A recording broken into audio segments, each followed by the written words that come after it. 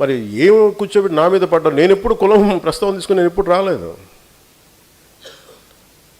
చిన్నప్పుడు ఒక్కొక్కసారి ఏదో ఒకసారి నేను చీరాల్లో పెరుగుతున్నాడు అడిగాను, మా అమ్మని అడిగా, అమ్మ మనం ఏమిట్లని అడిగాను. ఎందుకు ఇలా చండాల ప్రశ్న వేసాను మా అమ్మ. దేనికంటే స్కూల్లో మా ఫ్రెండ్ వాళ్ళ ఇంటికి క్లాస్ ఇంటికి వెళ్తే వాళ్ళ అమ్మ అడిగింది మీరు ఏమిట్లా అంటే, నువ్వు నోరు మూసుకుని నీకు ఇలాంటి అడగను. ఎందుకంటే మా ఇంట్లో మాకు తెలియదు. మా father being a socialist, it's always about society. మానవత్వాన్ని చూసాం కానీ కులం అనేది ఒక సోషల్ ఫ్యాక్ట్. మనం పుట్టాలి, పుడతాం, దాంట్లో ముందుకు అంతేగాని దాంట్లో కూరుకుపోం కదా. దాన్ని అర్థం చేసుకుంటాం, గౌరవిస్తాం. కానీ కూర్చోబెట్టి పదే పదే పదే మాట్లాడడానికి విసుగు వచ్చేసింది నాకు కూడా. ఇంకెంతకాలం మాట్లాడతారా మీరు? ఎంతకాలం మాట్లాడతారు ఒక్కొక్కళ్ళు? మీ గురించి చెట్టా విప్పనా? ఒక్కొక్కడి గురించి చెప్పాలా? ఒక్కొక్కడి గురించి తట్టుకోగలరా? నేను మాట్లాడితే నోరు విప్పితే ఇష్టానికి మాట్లాడతారు ఒక్కొక్కళ్ళు. మనోహర్ గారు కూడా రాకూడదు అంటారు, ఆయన కమ్మంటారు. ఎన్నికైన ఎమ్మెల్యేలు అందరూ ఎవరయ్యా? కాపులు లేరా దాంట్లో? నా పక్కన లింగంనేని రమేష్ గారు ఉంటే ఆయన కమ్మంటారు. ఎక్కడో తెలంగాణను పెట్టుకున్న వ్యక్తిని చూసుకుని ఆయన కమ్మంటారు. ఇంకెవరు ఉండకూడదు. ఇప్పుడు హసీనా కూర్చోబెట్టి కాపులు అండి, ఏం తెలియదు. Thank you ma'am. నేను చెప్తున్నా అంటే నేను చెప్పేది అరే దాటి మాట్లాడదాం, కులాలు మతాలు దాటి వెళ్దాం, ఒకే అర్థం చేసుకుంటాం, మాట్లాడతాం, ప్రతి సమస్యను మాట్లాడతాం. అంటే కూర్చోబెట్టి ఇంకా తగ్గి తగ్గి తగ్గి నాకు విసుగు వచ్చేస్తుంది. ఇంకా నాకు ఓట్లు ఉంటే ఉంటాయి, పోతే పోతాయి. కానీ ఇలాంటి పనికిమాలిన విశ్లేషణలు, పనికిమాలిన ఈ విమర్శలు పెట్టుకుంటే మటుకు చాలా బలంగా సమాధానం ఇస్తాను. ఇది ఫస్ట్ టైము, భవిష్యత్తు అందరి చేత ఇప్పిస్తాను, గుర్తుపెట్టుకోండి. మీ నోళ్ళు మూతపడే వరకు, ఇంకొకసారి నా గురించి మాట్లాడాలంటే మీ నోళ్ళు మూతపడే వరకు అందరి చేత మాట్లాడిస్తాను, గుర్తుపెట్టుకోండి. ఇంకా సభ్యత సంస్కారం కాదు అని చెప్పి నేను మాట్లాడలే. ఇంకా మీరు స్థాయి దాటేశారు. మీరు ఎవడన్నా సరే మీరు మీ వాదనే చెప్తాను, మీ కుల వాదనే చెప్తాను కాపు నాయకులందరికీ. మిగతా కులాల్లో చూసారా ఎక్కడన్నా? జగన్ గారి సామాజిక వర్గంలో చూసారా వాళ్ళ కులం నుంచి కూర్చున్న నాయకులు మాట్లాడారు ఎప్పుడన్నా? నువ్వు ఓడిపోతే నీ పేర్లు మార్చుకుంటాను ఎవరన్నా మాట్లాడారు? అట్లా ఎవరు మాట్లాడారు? అట్లా మాట్లాడతారు. చంద్రబాబు గారి గురించి మాట్లాడారు, నువ్వేం చేసావు అమ్మవారికి అని మాట్లాడతారో మాట్లాడరు, మీరు మాట్లాడతారు. అసలు మీరు ఒకసారి లోపల ఆలోచిస్తారా? ఈరోజు మీ అందరికీ చెప్తా ఉన్నా, నా చుట్టుపక్కల చాలామంది నాయకులు ఉండేవాళ్ళు. కానీ నేను ఇప్పుడు ఉదాహరణకి ఈయనే ఉన్నారు, ఆర్ఎంఆర్ గారు ఉండేవాళ్ళు, జేడీ గారు ఉండేవాళ్ళు. ఎక్కడికి వెళ్ళినా, రాజమండ్రి ఎక్కడికి వెళ్ళినా, ఈస్ట్ గోదావరి ఎక్కడికి వెళ్ళినా జేడీ గారిని పార్టీలో చేర్చుకోవాలని, జేడీ గారిని పార్టీలో చేర్చుకోవాలంటారు.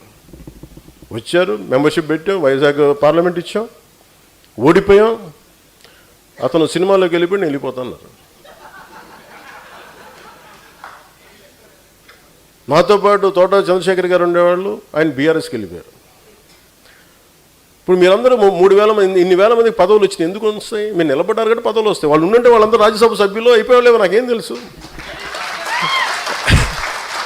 పార్లమెంట్ సభ్యులు అయిపోయి నాకేం తెలుసు. ఇవన్నీ వదిలేసి నా పక్కన ఆయన నిలబడితే కూర్చోబెట్టి మనోహర్ గారు సాగు కొడతా ఉంటారు నన్ను కూర్చోబెట్టి. నేను మీకు ఈరోజు చెప్తున్నా, నన్ను విమర్శించే కాపు నాయకులందరికీ మనోహర్ గారిని పెట్టుకుంటా, మీరేం చేస్తారో చేసుకోండి. ఎందుకంటే అలాగే మీకు నా పక్కన రమేష్ గారు ఉన్నారు. ఆయన ఎందుకు వచ్చారు? నేను గెలిచినప్పుడు రాలా. 2014 తర్వాత నేను కులాల ఐక్యత అనే ఒక సామాజిక సత్యాన్ని నేను అర్థం చేసుకున్న వ్యక్తి. ఆయన అన్నది ఏంటంటే, మేము విజయవాడలో మేము గొడవలు చూసాం సార్, కులాల మధ్య వ్యాపారం అన్ని అంటే మానవ సంబంధాలు దెబ్బతింటాయి. నాకు మీ భావం నచ్చింది నాకు. అందుకని నేను మీకు అండగా నేను ఉంటాను సార్. నేను పాపం ఆయన నా పక్కన ఉన్నప్పుడు నేను ఎప్పుడు టీడీపీ సపోర్ట్ చేస్తున్నాను, టీడీపీతో గొడవ పెట్టుకుని ఆయన పక్కనకి వస్తే అందరూ ఆయన కూర్చోబెట్టి ఆయన సామాజిక వర్గంతో తిట్టి ఈరోజు కూర్చోబెట్టి మాట్లాడితే పాపం నేను వచ్చినప్పుడు ఆయన నాతో పాటు ఉన్నప్పుడు నేను టీడీపీకి వ్యతిరేకంగా, టీడీపీకి నేను ప్రో లేను. 2019లో ఆయన 14-15 తర్వాత నేనంటే ఇష్టం ఆయనకి వ్యక్తిగతంగా. ఎందుకంటే ఆయనకి నేను హీరోగా ఇష్టం, ఆయనకి నా సినిమాలకైనా అభిమాని, నాకు అభిమాని, పొలిటికల్గా నా భావజాలను కూడా ఆయన అభిమాని. ఆయన కూర్చున్నప్పుడు నిజంగా కనుక ఆయన వీళ్ళు ఈ కాపు నాయకులు చెప్పినట్టుగా ప్రభావితం చేస్తుంటే నేను 2019లో కూర్చోబెట్టి టీడీపీతో ఎందుకు కూడా పెట్టుకుంటాను? అంత మాత్రం కామన్ సెన్స్ మీకు లేదా? కాపు నాయకులందరికీ, మాట్లాడే వాళ్ళందరికీ. ఇంకా మీరు ఎక్కడో చోట నేను చెప్తున్నాను, మీరందరికీ ఇలాంటి కులాల గురించి మాట్లాడినప్పుడు మీరందరూ సాధకులందరూ ఏకబిగిన మీరు మాట్లాడు, సామాజిక మాధ్యమాల్లో మాట్లాడండి. నేను ఇప్పుడు మీకు చెప్తున్నాను, మాట్లాడండి బలంగా. జనసేన తాలూకు మూల లక్షణం పోరాటం చేయటం, అన్యాయం మీద, ఒక అభాండం మీద పోరాటం చేయటం. మీరు మెత్తబడిపోయి కూర్చోబెట్టి అలాగ మెల్లిగా అని కూర్చోబెట్టి బండగణేష్లా ఉండకండి. మీరు అంత గట్టిగా ఉన్నాను, అభిప్రాయం చెప్పండి బలంగా. ఎందుకంటే చెప్తున్నాను, నేను కొన్ని నిర్ణయాలు తీసుకుంటాను.